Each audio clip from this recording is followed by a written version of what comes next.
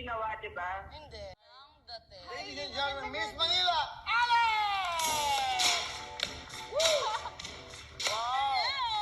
Okay. Hoy, ayan Kuya Ganda Luis. na Alex. Hi Alex, welcome dito sa Tutugtuin. Ang ganda mo, mukha kang lumang tao. Diba? Kita na akong kaluluwa mo. Samantalang siya, yan ang dalagang dilag na Pilipina.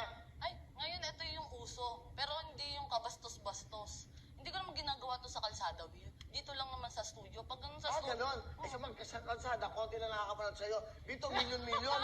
So, ganon? Will, walang maganda sa akin eh. Pag binalot ko sarili ko... O, sandali. Alex, Kuya Hipon. Will.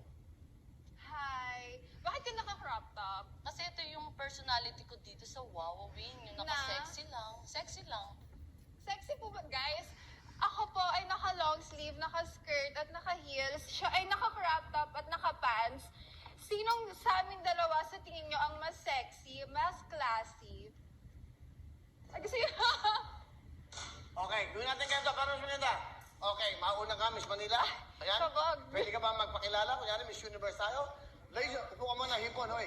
Ladies, please Girl welcome. eksena ko to. Okay, please welcome, Miss Manila!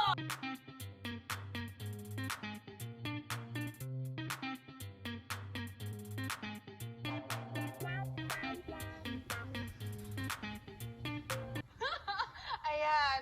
I'm Alexandra Abdon. Hello everyone. Babatingin ko na din kayo mga kapuso. Ayan, sobrang daming camera.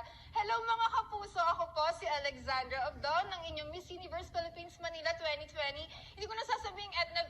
Meron kasi akong kasama. Alam niya ay Hipon. Ako po, again, Miss Universe Philippines Manila 2020. Motto ko, actually, ang daming camera. Ayan. Yung motto ko sa buhay, specifically, is to be happy. Ayun lang. Ayoko ng stress, ayoko ng drama. So, yung drama ni Hipon, pag-uusapan namin ngayon. Ha! Tignan natin Hipon kasi, oh my God, kinakausap ko siya yung itsura niya, guys. Grabe. It's okay. Yung ginagawa ni Hipon, yung actions niya, nagre-reflect sa kanya, hindi sa akin. So, Okay, pakilala. Up. Hindi, iba music niya. Hindi siya Miss Universe. Miss Kalentong to eh. Okay?